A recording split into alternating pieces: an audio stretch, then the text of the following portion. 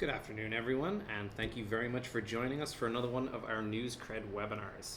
My name is Liam Maroney. I am the Demand Generation Manager here at NewsCred, and I am delighted to be presenting part 2 of our series on setting up your content hub to measure conversions. So if you weren't able to make it to part 1, do not worry. The things that we're going to be covering today are set up in such a way that they're going to be valuable independently. But we will be following up with a copy of the previous webinar.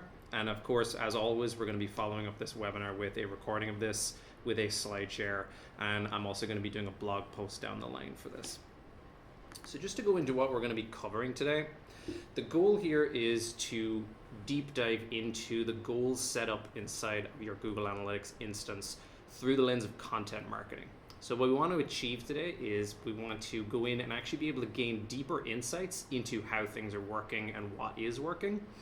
And we want to be able to take this information and make it actionable. So we want to do it in such a way that you can actually take steps from the data and be able to use that in your strategy to improve the success. And then the last step is we want to also be able to report on this information, because having access to it is great, but if you can't present it internally or show it in some way that has like a value to it, then it's going to be a lot of difficulty for you. So those are the 3 things we want to accomplish. And we're going to be doing it using Google's demo account. And the reason I'm doing this is going to be something you can go in and look at the exact same instance of Google Analytics in your side. And if in your own instance you don't have all of the information set up or you don't have enough history to be able to track things, this is going to be your method to sort of be able to look at historical information, look at trends, and get some information on it. So before we begin, I'm just going to do a very quick recap of something we went over in the previous webinar, which is the basic structure of Google Analytics. For anyone who's not deeply familiar with it, we're going to be focusing on what you see here in the red box, which is the 4 main buckets that everything in Google Analytics is measured from. And these segments are the following. There is audience, acquisition, behavior, and conversions. And the simplest way to understand each one of these is audience is exactly what you imagine to be. Who are the people that are reading my content? And this is everything from their demographic information, their geographic information, technology information, etc. Acquisition is the how. This is how they actually find their way to your content. This is the sources, the referrals, the actual vehicle that takes them to the content hub. And behavior is the what they do once they get there. This is a large bucket, and it's a section we're going to be spending a lot of time in because it varies everything from, the amount of time they spend on the site to exactly how many sessions it takes. This is the kind of the nitty-gritty side of it. And then conversions is actually where the goals in Google Analytics are set up. So this is where we've set up our goals currently, and these are the ones we're going to be looking at live versions of. So before we get into the deep dive of it, what I want to do is I want to take a look at the basic reporting elements that you have straight away when you go into Google Analytics on the goals section. So this is a snapshot of it. And this is your typical view. It has very much the same type of information, the same trend graphs that you're normally accustomed to seeing. But there's a few key pieces of information on here that you can get straight away. And I want to highlight these, and I'm going to show you a live version of these in a second. But there's 3 main things that you can get straight away. The first is the conversion rate. This is independently valuable, and this is the main number that really we're kind of striving for. This is the percentage of all of our visitors who actually went on to complete a goal. The goal location is the page that resulted in a goal completion, and I'm going to show you in a while why this is valuable, but also has a lot of nuance to how you interpret that data. And then you also get a snapshot of the source and medium, which is the top sources that drove your goal completion. So rather than try and talk you through it, I'm going to show you a live version. So here is the Google Analytics instance. This is the master view inside the demo account for Google. And now we are going to go to our standard overview page for conversions, which as you see here is one of the main 4 buckets. So if I go onto the overview section, we're going to see our standard information. So I'll put it in a weekly view just so it's a bit more usable. And here is the trend of and this shows you the completion. So this is the total number. And you can spin this in different ways. You can look at the conversion rates, which is the first metric that I showed you, to see if you're trending upwards or downwards, if there's particular spikes. And this is really all of the information that you tend to see when you look at it from a single snapshot. So you have your total absolute completions. If you had values associated with this, if there was an e-commerce value, if you knew what that was, it would show up here. In this particular case, we don't, so it's not here. But this is your conversion rate. So this is your overall percentage of people who converted onto one of the goals. Now this is definitely a number that you want to use as your benchmark. In this case, that's an unusually high one. You can narrow it down to particular goals. So for this one, we're going to look at purchases, since this is a pretty hard metric. And if we look, the conversion rate has gone down pretty considerably, but this is the trend. So it turns out that they're actually scaling upwards, which is good. The abandonment rate, this is not always going to be applicable. This is if you had a multi-step goal, so if they had to go through a series of steps in order to successfully complete it. If they began one of the steps but did not complete all of them, this would be the abandonment rate. So this depends on how complex your goals are, but these are the two real pieces of information that you get straight off the information. These are your locations. And the problem with the location is, depending on what you do, if you have a site that you're looking to get people to visit a white paper download, if you want them to move into a sign up form, generally speaking, they tend to reach a success page. So it's going to be not terribly surprising that the most successful location is the success page. This is where we see the location not being useful, and we're going to dig into this and actually get to the more useful information in a little while. And the source and medium, this is useful, but we're going to see what you can do with this information that's more valuable. So right now, you can see, according to this, the mall.googleplex.com referral is the largest driver of their conversions. And this is 40%, which is the percentage of all goals that were attributed to this particular source and medium. So this is useful. And Google Organic is second, direct, which is not terribly surprising because that's kind of our black hole of knowledge that tends to be pretty high up there. CPC is next, etc., etc. Where this falls short is these numbers are also going to be very heavily skewed by the amount of traffic that is pointed to at each one of these traffic. So if you, the mall.googleplex, this is the email traffic, which tends to be very high. So if you have a large volume of traffic, you are inevitably going to have a large volume of conversions. What we're most interested in is the conversion rate. And this is where we're going to start going into our deck. So the information that's on here and a snapshot on the overview page is interesting, but it is not actionable. So what we want to do is we want to discover what are the actionable goals that we can discover. So before I dig into what they are, I think it's worth noting what makes them actionable. So the way that I approach this is that valuable analytics, which is actionable analytics, are things that are something that you can easily understand them so that they're very clear what they mean and they're not sort of ambiguous, that you can also articulate them to someone else, be it your CMO, be it internally, be it whatever, and also that you can take action. This is the definition of valuable analytics, and this is what we want to get to. So there's a difference between the very interesting and the very actionable, and this is what we want to focus on purely for this webinar.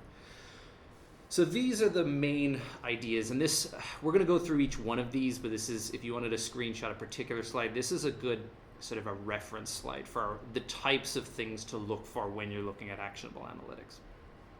So in the three major buckets, these are the ones that we go through. In audience, the question is, who is the audience that converts to a goal and what is it about that audience? So we're looking at things here like geographic information. Are there particularly unique aspects or unique regions that tend to convert better than others? Are there demographics? Are there things that we know about them that we can use to target better with all of our paid spend? And are there particular technology that work best? Be it mobile versus desktop versus tablet, etc. In the acquisition, it's very similar. What we want to focus on is how are people actually getting to our site in a way that converts to goals. So what sources drive the most goals? What sources have the highest conversion rate? And what mediums have it as well. So is our email successful? Is social successful? And also what referral sources are ones that result in goals. The behavioral side is a lot more complex. This is where there's a lot of nuance and there's some extra information here that we're going to really dig into. These are the questions such as first touch versus last touch, which is definitely one of the bigger challenges that a lot of people have with recording the success, especially when it comes to content marketing. How long the average duration is, like what is the average timeline that it should take for goals to be completed. multi-touch, associating multiple channels together in their value, and a thing called assisted conversions, which we're going to go into. So these are the types of things that you should be looking to focus on within your particular instance of GA. And these are the things that are going to give you the feedback that will really drive actionable analytics. So let's dig into some real examples. So the first thing that we want to focus on is the audience. So I'm going to share my screen again, and we're going to go back to our instance. So the thing to note about Google Analytics is that even though there is a bucket specific to conversions, one of the aspects of it that a lot of people don't use is that all of the other ones, the audience and acquisition categories, you can look at these with reference to your goals. And I'm going to show you what this means. So on your standard audience tab, you've got your usual audience information. If you go into one of the deeper areas in here, the demographics, the geographic, etc., you're going to be able to do something interesting. So let's take an example like the location. So we're going to look here, and this is our normal information here for the GA store. The United States represents 41%. These are our typical metrics. If you go over to the right of this, you're going to see there is a section for conversions. So here we're looking at purchases that were completed. So we're looking at the same goal we were just looking at earlier. And what it does is it gives you the total volume plus the conversion rate of each one of these different channels. So this is a starting point, but one of the problems here is that there's a lot of data in this table, and it's very hard to decipher exactly what is valuable information. Now, in this case, this may be something we know quite inherently, that the United States drives the vast majority of it, but we want some extra insights. So this is how we're going to do it. Up here at the top, you're going to see 5 different buttons. And these are the data visualization options within GA. These exist on all tables throughout all of GA, and these are going to be some of the most valuable tools that you're going to use when referencing your goals. So the standard option is a table. And the next option, which is going to be the most familiar to people, is a pie chart. Now, the default way when you click into any one of these, and this is important because this can get you to misinterpret data, is we were just looking at the goals, but it's going to default to sessions both on the table and in the pie chart. So the sessions we want to keep here, but we want to look at how the purchases completed is visualized.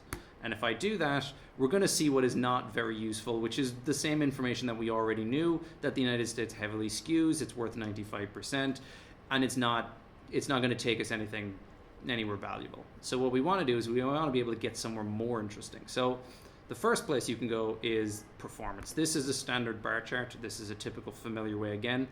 Again, just remember to choose the session that you want. And again, same information represented the exact same way. Now, this is not useful in this case. It's going to be useful in other ones, and I'm going to show you that later on. Where this gets useful is this next one. This is a comparison chart, and what a comparison chart is going to show you is the conversion rate of each one of these options, these regions, in comparison to the average conversion rate of the site as a whole. So as soon as I click this, what you're going to see, and I need to just change this to conversions, is it's going to show that the United States is significantly higher conversion rate than all of the other ones. Now, this may seem no more valuable than the previous ones, but I'm going to show you why this is. So I'm going to expand this a little bit further so we can see a little bit further down this list. And you're going to start to see all of this information looks like they're all non-performers. Now, this is not accurate because this is such an overwhelming amount of traffic compared to the rest that it skews the numbers. So this is where we can actually use the advanced option up here. What we want to do is we want to look at the same information, but I want to remove the United States as an option first. We're going to come back to this, but for now, I'm going to exclude it. So if I go up here, you have the option to exclude the country. If I put in United States, it pops up right here. And as soon as I hit apply, these numbers suddenly look entirely different. And now what we did not see before is that Canada is 500% more effective at converting to purchases here than any of the other countries in the top 10. What makes this interesting is that it is lower on the traffic volume, and if in your particular case you were spending money and you were targeting regions, this would be a case where if you were putting funds towards any of the top ones above Canada, you would want to remove this and push them farther down, because this is clearly a more effective channel, but it's not getting a targeted approach. And if we actually move a little bit farther down, we'll see that there are other outliers. In fact, if we go way down the list, it turns out that Singapore is also an extremely high one. But when you look at the amount of traffic that this is getting compared to the top, it's about a ninth of all of the traffic, and yet it converts higher than almost everything else in the top 25. This is a perfect example of how to use this information to shape your strategy. In this case, if you were targeting, Singapore is clearly an option that hasn't been exploited. The amount of traffic pointed towards it indicates that this would be a really valuable testing ground for pointing traffic, using targeted based on geo regions, and then being able to dig into this and try and pick out the ones that are working. And you can, if you wanted to remove other ones, for example, if you thought that the Canadian one was also still skewing it, or you wanted to remove other countries, you can always add additional ones. You can add multiple countries on here and remove them as much as you want. But we want to go in the other direction now. So we just looked at everything but the United States, but now we want to look at the United States. So if we can click in, and it will drill into it, and it will show us. So now this is where it gets interesting. If we look here, we can see immediately that California is heavily blue here. It is clearly the majority of all of the traffic that reaches here. And that's clearly indicated here compared to the next being New York. It's significantly smaller. What is more interesting though is that we can see here that New York actually converts at a much higher percentage than California. So this is another case that if we were directing traffic at a specific state, or if we are looking for insights into which states are the ones that perform, you can see the clear winners. There's 4 out of the top 10 that are significantly better than the others. These are the type of things that give you actionable analytics. This is what you want to do. Now, the other thing to note about this is if you ever get into one of these charts and you found your way to this stage and you want to make sure that you don't have to keep recreating this every single time that you want to recall this information, at the top of every single option, you have this section called shortcut. And if you click the shortcut option, it is going to create a shortcut up here for you that will recall this information in exactly as much complexity as it took you to set up here. And you can also add it to the dashboard, which is something we're going to cover a little later on, but this is the type of thing that we want to try and discover more on. So this is a location-based one. We can also do it in a variety of different ways. We can look at it from a demographic point of view. We can look at whether or not age has any reference. We can look at it from a technology point of view. So if we wanted to look at the mobile option, so if we click here, the exact same rule applies here. We're looking at desktop versus mobile. If we go over here to purchases completed and view it in the same way that we did before, you're going to see that it shows that the desktop not only has more goals, but actually converts better than the others, significantly better than mobile, and tablet actually comes next. Now, if you were looking at this from an absolute point of view, this actually would give you a false reading, because it would look like from a total amount of goals completed, let me wait for that to load, it looks like it's entirely skewed towards mobile being second. In reality, the conversion rate is worse for mobile compared to tablet, but this again shows you the type of information. There's one other section here in the audience information that I feel is extremely important to address that's different to the other ones, and it's under behavior, and it's the new versus returning. This is something specifically when it comes to content marketing. This is an area where a lot of the success is missed by a lot of content marketers. So if you look here, and we'll do the exact same thing again. When we see new visitors, we have 330,000 new compared to 87 returning ones. But if we go over to our completed and we look at this, if we were to look at goal completions, it shows us that returning visitors actually complete more goals than the new visitors. And if we do this as a comparative chart and we look at the conversion rate, we're going to see that they are significantly more likely to convert in a purchase in this case than a new visitor was. The reason this is important is because, especially with content marketing, where frequently return visitors are necessary and there is a long process of engaging with content, if your strategy is targeting only on new visitors, you are likely missing out on the success, because the returning visitors are the ones who are more engaged, who have built more brand loyalty, and are more likely to take the action. These are the type of insights that highlight how important having a newsletter program is, how important having a metric that allows you to capture an audience and continue to market to that audience. So just to quickly recap before we move on to the next section when it came to our audience. There is geographic information, which is the question of who are the people, knowing as much as you can about their regions, about their states, but also being able to look at it with reference to knowing how to skew out data that is definitely giving you false readings. On a demographic side, this is understanding like the people, trying to understand whether or not particular genders have higher conversion rate than others, whether or not particular age groups. These are the type of things that allow you to focus heavily when you are targeting your spend, be it on social, be it on retargeting, be it on anything. This allows you to be able to create a more successful audience. Technology, understanding whether or not mobile and desktop and tablet are the routes to go. And then of course, the new versus returning, understanding that building your database is important, and generally speaking, a returning audience is a more engaged audience, is a more trusting audience, and they're the ones who are probably going to result from a lot of your conversions. In fact, in our particular case, people who subscribe to our newsletter account for more than half of all of our high value conversions for us internally. So for us, the people who are returning visitors are the core of all of our actual conversions. So the second section is acquisition, and this is a very similar idea to the audience. It's just a slightly different view, but the same rules apply exactly. So if we return and we go down to our acquisition, in exactly the same way as we did with the previous one, we are able to look at all different things such as our channels, and we can look at them with reference to how they complete goals. So exactly the same information, you can look at which ones had the highest volume of completed goals. And as you'll see, it's not always exactly what you would expect. So social, as it turns out, has a very high volume, but does not convert very much.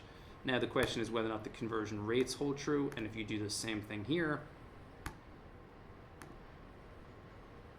we're going to see again that referral traffic here is significantly the highest producer. And if I dig into this, this should be our Googleplex that I remember, and it is. So these are the ones that are like contributing the most to it, whereas the other ones are negatively doing so.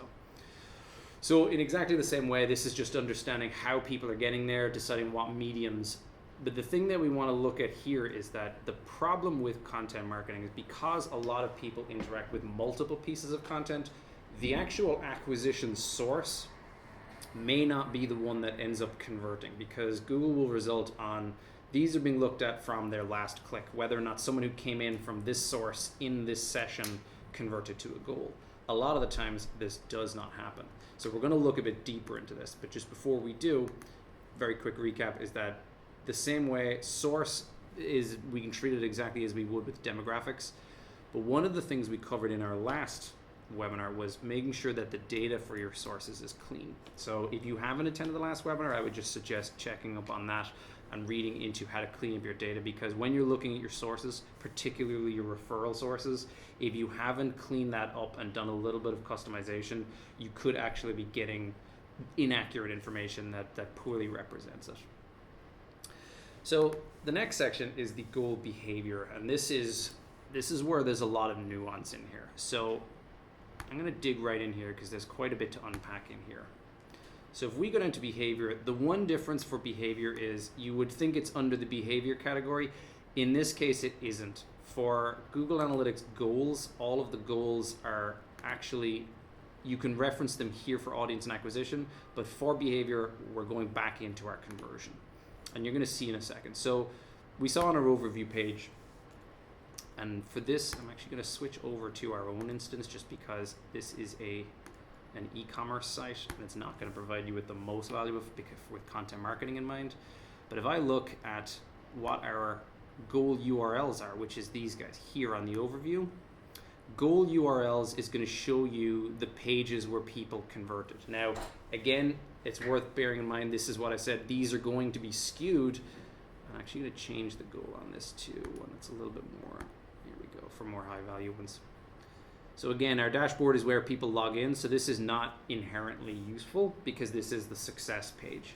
So what you can do is you can add here under conversions a previous step. and it will show you the first, second, and up to third step that someone went to in order to get there. Now, in our case again, because there is a sign up and a sign in, this is not terribly useful. So we can do an additional step, and now we start to see which pieces of content were the ones that actually resulted in them. Now, if you want to see this in a bit more detail, you can look at the reverse goal path, which is the same information as the goal URLs, but it's already set up to show you your multiple steps. So here we see the first, second, and third steps, and you're going to see this is where we start to see the pieces of content that are actually filtering in here. So this is where you would want to go if you wanted to try and get an idea of what pieces of content are directing people towards your particular goals. These may be visits to a page, they may be things like e-commerce purchase, but this is where you're going to start to see content focused. Now I'm just going to go back to our demo account here to show you the next stage, and this is where it gets a little bit more in depth. So what I want to look at is multi-channel funnels. So this, I touched very briefly on this in the last webinar, and multi-touch channel funnels is essentially multi-touch attribution. And this is complex, but this is an extremely valuable concept to get your head around if you haven't before, because you're going to see why in a second. This bottom visualization is all of our different conversions and the percentage that each of the major channels represented. So here, 52% of the conversions came from direct, 35 came from organic. But what it also shows you is the overlap. So you can do this for up to 4 different ones combined, but in the case of direct and organic, you'll see there's also an overlap of 10.5%, which is people that were both of these channels. And this runs true for a lot of different ones. If you wanted to see where the overlap was, you begin to see exactly how these interact with each other. So what this means is that while 52% of people converted from direct sources, 10.5% of them were necessary to also have organic search in them as well. So this is interesting. This is not actionable. So this is where we go on to the next stage. So what we want to do is take this information and start to see some real results. So we're going to look at a section here called assisted conversions. Now, assisted conversions is something that I've written a blog post on in the past, and I'm going to make sure that we include this in our follow-up. But an assisted conversion, in essence, is a conversion that was assisted by a particular source, but that source was not the final last click source. So when you go in here, there's a lot of different things to spin around, but I'm going to show you the things to focus on here. You're going to see 2 different options. There is assisting and there is first. So assisting means that it was not the last point before they converted, but it did contribute at some stage. First means it was the very first, but it was not the one that actually closed it. So these, particularly when you have journeys that involve multiple visits, returning visitors, multiple sessions per user, this is where it's going to start getting interesting. So what we can see down here, if we look, is here is your standard channel grouping. And you can spin this into source and medium, into source, into particular, all the different things. If you have AdWords, you can focus specifically on those if you have custom groupings. But for now, we're just going to look at the different sources. So what you'll see is there are assisted conversions, and then there are last and direct click conversions. Now there's a dollar value associated here because in the Google store, this has a dollar value because it is e-commerce. But the number on the far right is where it gets interesting. The way this is set up is that if a number is 0 here, 0 represents that it was purely a last touch only channel.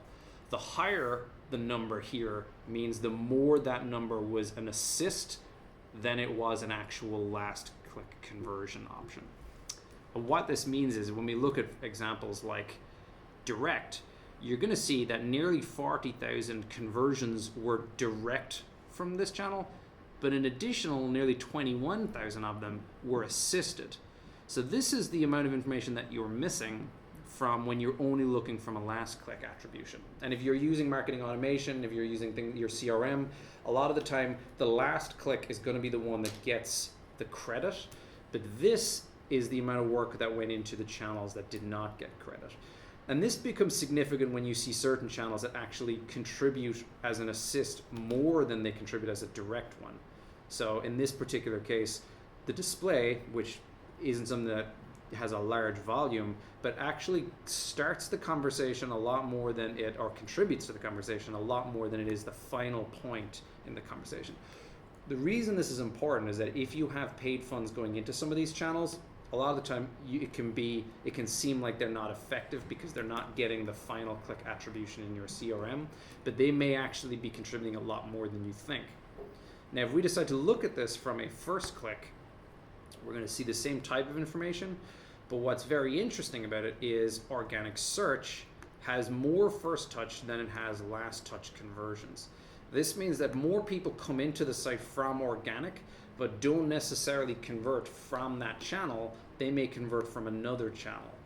So when you're looking at the success and when you're looking at some of the reporting that we just previously did on your sources, it's important to note that one particular source may be the one that has the highest conversion rate, but they may also have a value that you're not giving them credit for, and that's where you're going to see some of the information here. So this is one of the things, there's other information here as well if you wanted to look in there, where it will show you things like the days before conversion, whether or not the time, like the amount that is short term is growing. But for the most part, I would focus on the day of because it's going to give you the cleanest information. So if we go down slightly farther in here, we're going to see the top conversion paths. This is a follow-on from the assisted conversions. Now this is less actionable, but it is something to sort of be aware of, which is that this gives you your top groupings that result in conversions. So what you'll see here is the number 2 one starts with a referral, but then they come back as a direct visitor, and that results in the conversion. Why that's significant is that if you were looking only at the conversion rate of the referral channel, it would show as lower than it actually is because they started here, but they came back down the road with a direct conversion. And we saw earlier that direct tends to be a pretty high one, and this is pretty common. A lot of times people may have bookmarked the link, they may have saved it, they may have pasted it somewhere else, sent it to someone. A lot of time this is kind of generally speaking the missing link of information. But when you can see here what contributes to it, again, you'll see referral and organic are both very successful channels, but they miss a lot of their attribution because direct is what gets the credit. So this is a great place to go just to kind of get a gut check to see how things work in the sort of full, like holistic version. Down the funnel, these ones aren't ones that you need to check in on regular terms, but these are interesting because they will provide you a lot of insights into it, and they're time lag and path length. And these are exactly as simple as they sound. Time lag is just the amount of days it takes for a conversion to actually happen. Now in this case, it's not, so it tends to be in the same session for the most part. And this is typically true, like more than 70% of the actual conversions occur in the first session. Now, it's also worth noting though, that nearly 15% of them take more than 12. So even though you may, where this factors in is if you were doing modeling, if you were doing forecasting, and you want to try and judge how long it will take to see what the success of the one of your goals is. Generally speaking, you're going to be at about 70% accuracy within a day of the actual campaign running. However, there is a missing 15%, there is a missing 30% really all through that takes up to a month to give you that information. So this will give you information to see exactly how long the journey tends to be for people to convert for goals. And in the same idea, this will also show you the amount of interactions it tends to take. So again, because our time lag was quite short here, it tends to take relatively few, but it shows that the actual interactions is higher than 0. So this means that they are actually doing multiple sort of visits in that same day to end up converting. So this, again, sort of follows through to these conversion paths, that just because it happens in one day, it tends to be multiple visits within the same day. And that's where you start to really see the value of knowing what your multi-touch attribution is. So there's quite a bit in that section, and we're going to cover through a lot of this, and we will do kind of a step-by-step guide in here. But what I want to move on to just with respect to time is using this information and then visualizing it, because it's great when you have access to this and when you can pull up this information yourself, but what you want to be able to do is you want to be able to visualize this in a way that you can report on. So there's 2 ways that I'm going to show you how to do this. One is a section called custom segments, and the other is a section called dashboards. So we're going to jump right back in, and I'm going to show you what each of them are. So if we go back to one of our standard areas, custom segments appear up at the top here. By default, it's going to show you all users. And what a custom segment is, let me click out that show you, you can basically click a segment. This is a filter that allows you to look at all of the information in Google Analytics through the lens of a specific set of criteria. Now, generally speaking, I'll show you why this is valuable. If we're looking at something like if we wanted to look at our demographic information, actually let me show you one, we'll say the location. This is a good one. So you can do advanced filtering here if you ever wanted to, in the same way that if I only wanted to look at, this is the total view of everyone. If I wanted to only look at who has completed a goal, I can go into advanced filtering, and the same way that we excluded the US in this one, we can actually change this, and I can go and look at a goal. So in this here, we have one of that same goal, that completion. I can filter in here to only show goals that were completed. So if I say completed goals, it's going to say greater than, and we're going to do greater than 0. So anyone who has completed any amount of goals that is more than nothing. Now if I click apply here, it's going to change, and it's only going to show me the numbers for people who had completed a goal. So this is a way of looking at things through a specific lens, but where the problem comes is as soon as I click into something or click into a different area, my filter is gone. So what you can do is, this is where custom segments come in. So if you go into the custom segments, and there's some by default in there, you can import ones, you can search them online. If you want to create a new segment, what you can do is, usually a segment is things like demographic information. If you only wanted to show people of a certain age group, gender, from certain countries, locations, you can also do things from specific sources. Where we're going is the condition section, and this is very similar to what I just did. If we go here and we go to a goal, we're going to go back to the same one. So these are the purchases completed. We're going to look at only purchases completed that is greater than 0.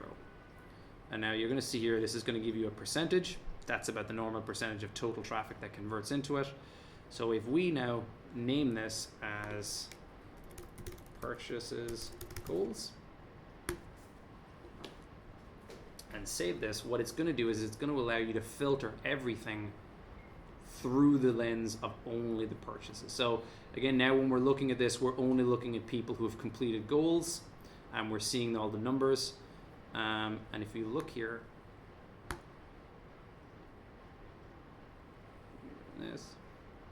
this is how you can confirm that it worked. Now when you look at the conversion rate, it's 100% down the board. That's because all of these are only people who have completed goals.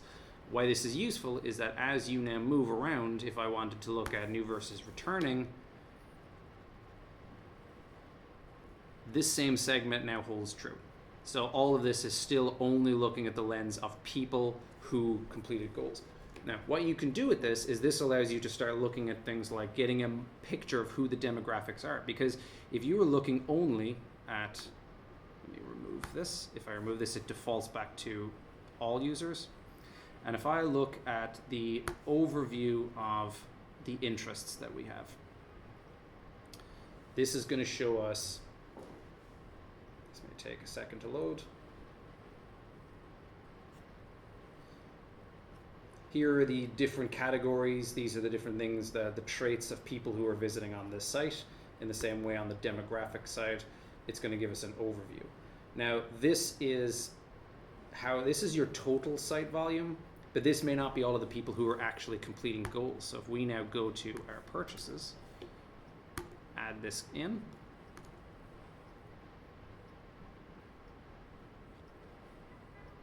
you're going to see that when you compare the two of them, they're not the same. So in this case, the 25 to 34 is still accurate. It still represents a similar amount, but the 18 to 24 represents a large volume of the traffic to the site, but a significantly lower percentage of the people to the site who complete goals. And again, the same is true that the percentages vary, and you can do comparisons, or you can just remove these entirely. But this is a really valuable way of being able to see what it is about your particular audiences and how they differ based on whether they are just the users and versus the actual people who complete goals. So this is kind of like your valuable sort of like persona building, especially if the only information you've had up until now is the people who are just visiting the site. So this is the value of a custom segment. And the second section that I want to show you is a dashboard. So a dashboard is exactly as it sounds. It is just a visual space where all the information goes. And again, you can download lots of custom versions of these, but to show you what one of them looks like, this is a standard dashboard. This is built on whatever format you want. You can put in as much information in here and make this as long form as you want. This is one example where it's all interactive, and as soon as you change your date range, all of this information then changes to reflect it. So this is sort of your central dashboard of the key information. And the reason these are very valuable is because you can choose how to actually visualize different pieces of information on here. So what we want to do is we're going to create a new dashboard, and we're going to call it Content Conversions. And if we create the dashboard, it's going to come up allowing us to immediately start adding a widget. Now, there are standard ones and there are real-time ones. And these are your usual ones, just metrics, timelines, geographic maps, tables, etc. And then you can add in metrics. Now, if you don't know what to look for, you can do this another way around, and I'll show you this, which is that if I wanted to show, for example, the conversion rate of the new versus returning users that we showed earlier, I may not know what to look for here. So if you don't know, you can always just go back and find that same way that same report. So we go back to our new versus returning. And what we want to do is now we want to add this to the dashboard. Now it's going to ask you for what way you want. It's going to choose my dashboard. And you can either add the timeline or you can add the table. Now, whatever way you want to display this, if it was just to show a trend of conversions over time, the timeline would be great. I'm going to show the table for now because I actually want to make some edits to it. So as soon as we go here now, we'll see this is not terribly useful. This is not how we were looking at it earlier. And actually it's showing very narrow, so you can customize this and change the width. So I'm going to do 70-30, and now it's a lot wider. So what I can do here is if I edit it, I'm back into the same section we were just in, and I want to do a bar chart. Now it's going to show sessions and it's going to show user types, but I don't want to see sessions. What I want to see is the conversion rates. So let me go back to my goal, and here we have the completions, and there is my conversion rate. So if I now, this is now showing me the bar chart of the user type. This has selected for new versus returning. As soon as I hit save, now we're suddenly going to see there is our conversion rate, 3.42 for returning, 0.61 for visitors. So this is now a permanent placeholder. As soon as I'll be able to see this, I'll be able to check in. I can choose certain date ranges and see if this changes over time. And I'm also just going to create one more just to show you. Let's narrow this down a little bit. Let's do 50-50. What I want to do is I want to do a geographic one. So cancel that. So I'm going to create a new widget, and in this case I'm going to do a geomap, and the very same idea. I want to narrow it down to by, in this case I want to look at it by region, and I want it to not show me the entire world because then it won't be terribly valuable. So I want to see the United States in this case, and exactly the same as the last time, I want to see the goal conversions. So let's look at our conversions. Now, as soon as I hit save on this, now I get exactly what I had before, which is showing me again that even though California represented a higher volume, New York was the one that had a higher percentage, and Montana had a higher percentage again. So this is how you create a dashboard, and you can create this in any particular way you want. If you wanted to highlight just a table, these are visual ones, but for example, I may want to customize this. Let's make it a little bit narrower, and let's put in a table on the side here. So what I want to do is I want to show the table, and I want to show the sources, and again the goal by completed. I'm just going to drag this up, and now it's going to give us the total completions. And you can even clone this if you want. If you wanted to also show a trend of this, I can clone this widget. Now it's created two of them, but what I want to do is I want to make this one a timeline, And again, it's going to show all this in your dashboard. So what you end up here with is all of the important information that you want to be able to present at any given time. You can actually email this, you can export this as a PDF if you want to. This is your way of creating sort of a visual report if you wanted to bring this into particular meetings and report on data that was interesting. Especially to show visually, the point is a lot more compelling when you see it in a chart like this. So just to quickly kind of recap on that, we've done a lot throughout this entire webinar. There's quite a bit in here. So we're gonna send this out afterwards, and I'm gonna do a blog post to walk through a lot of this.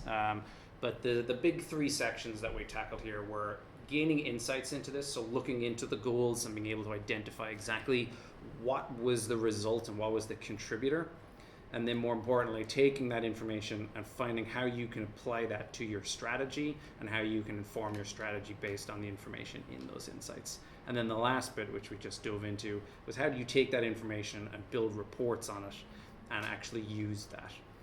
So we're going to follow up on this. We're going to send out a copy of the slides of this webinar. We're also going to send out a recording of this webinar. I'm going to make sure to include links to the relevant blog posts on things like assisted conversions. So if there was a lot to cover here, if you felt like we were going a little bit quickly, I'm going to make sure that we're going to fill out a blog post that will really kind of give you a step-by-step guide to as much of this as possible. But I would definitely welcome anyone if you want to reach out to us at NewsCred. If you want to talk to us, we'd be happy to keep this conversation going. So I do hope this was valuable to everyone. We were just coming up on time, so I really appreciate everyone joining in. And thank you very much.